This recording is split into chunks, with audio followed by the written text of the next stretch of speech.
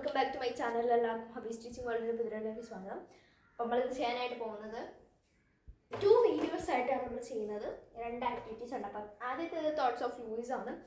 നാളെ തൊട്ട് നമ്മൾ 5ാം ക്ലാസ്സിൻ്റെ തുടങ്ങുന്നതാണ്. ഈ 2 ദിവസം വെച്ചിട്ടാണ് നമ്മളെല്ലാം കവർ ചെയ്യാൻ വിചാരിക്കുന്നു. പറ്റുമോയെന്ന് അറിയില്ല, നമ്മൾ നോക്കാം.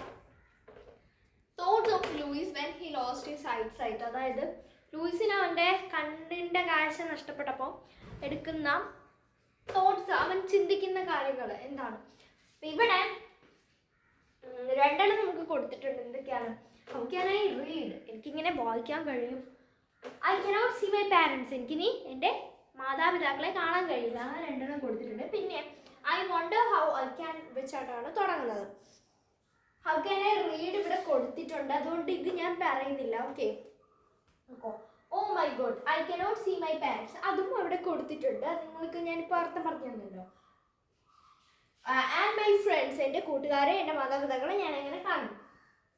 My carelessness causes a very big difficulty in my life.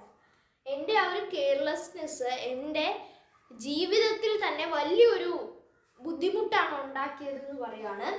How can I write my notes? എനിക്കിനി എങ്ങനെ എൻ്റെ നോട്ട്സ് എഴുതാൻ കഴിയും. How can I go to school? ഞാൻ എങ്ങനെ സ്കൂളിൽ പോകും. What can I do? Who will help me? ഞാൻ എന്ത് ചെയ്യും? എന്നെ ആര് സഹായിക്കും? ഐ ആം വെരി സാഡ്, എനിക്ക് വളരെ വിഷമമുണ്ട്. How am I going to overcome this? ഞാൻ എങ്ങനെയായിരിക്കും ഇതിനെ തരണം ചെയ്യുന്നത്. How can I see the beautiful nature? എനിക്ക് എങ്ങനെ ഈ ഒരു ബ്യൂട്ടിഫുൾ ആയിട്ടുള്ള വളരെ ഭംഗിയുള്ള നേച്ചറിനെ കാണാൻ സാധിക്കും. However, I want to overcome this situation. എങ്ങനെയായിരുന്നാലും എനിക്ക് ഈ ഒരു സിറ്റുവേഷനെ തരണം ചെയ്യണം. Surely my parents will help me. എന്തായിരുന്നാലും എൻ്റെ അച്ഛനും അമ്മയും എന്നെ സഹായിക്കുമായിരിക്കും.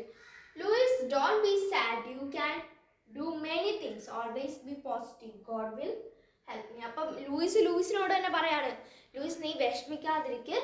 എന്തായിരുന്നാലും നിനക്ക് ഒരുപാട് സംഭവങ്ങൾ ചെയ്യാൻ പറ്റും. നീ പോസിറ്റീവായിട്ടിരിക്കുക. നിനക്ക് നിന്നെ ദൈവം സഹായിക്കും എന്ന് പറയാം. 2 വീഡിയോ ഒക്കെ എടുക്കാന്ന് വെച്ചപ്പം ആദ്യത്തെ ഈ ഒരു ഇത്രയും പഠിപ്പിച്ചപ്പോൾ തന്നെ 2 മിനിറ്റ് സംതിങ് ആയുള്ളൂ. പിന്നെ ഞാൻ വിചാരിച്ചു അപ്പം ഇത് ഷോർട്ട്സ് ആക്കി ഇടാൻ വേണ്ടിയിട്ട് വരുമ്പോൾ, അതുകൊണ്ട് നമുക്ക് ഒരു ന്യൂസ് റിപ്പോർട്ടും കൂടെ ചെയ്യാം. Here is A news report that appeared in one of the leading dailies.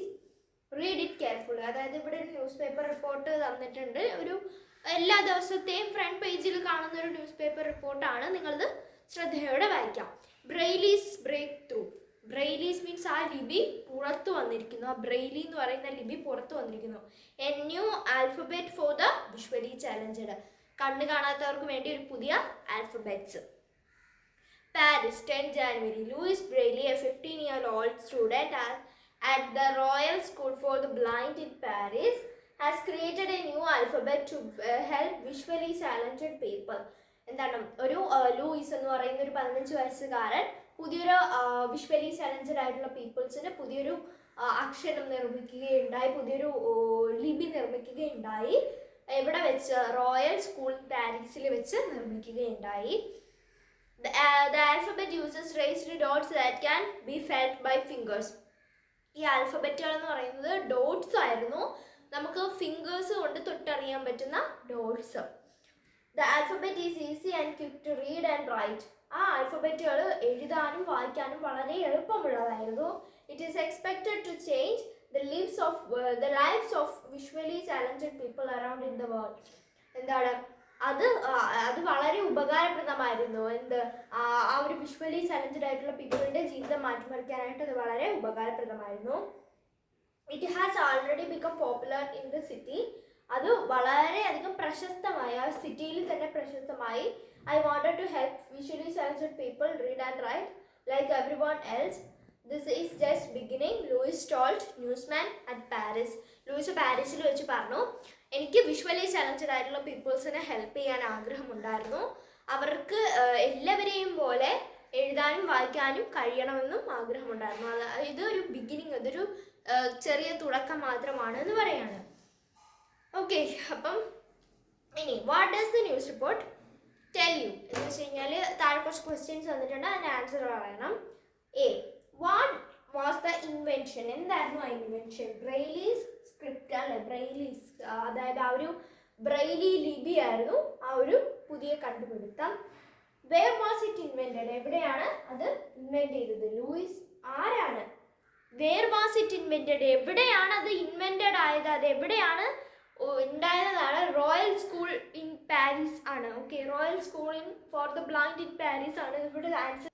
Sorry guys, C ആണ് വായിച്ചത്, ബി അല്ല കേട്ടോ. B who invented it? ആരാണിത് കണ്ടുപിടിച്ചത്? അത് ലൂയിസ് ബ്രെയിലി ആണ്.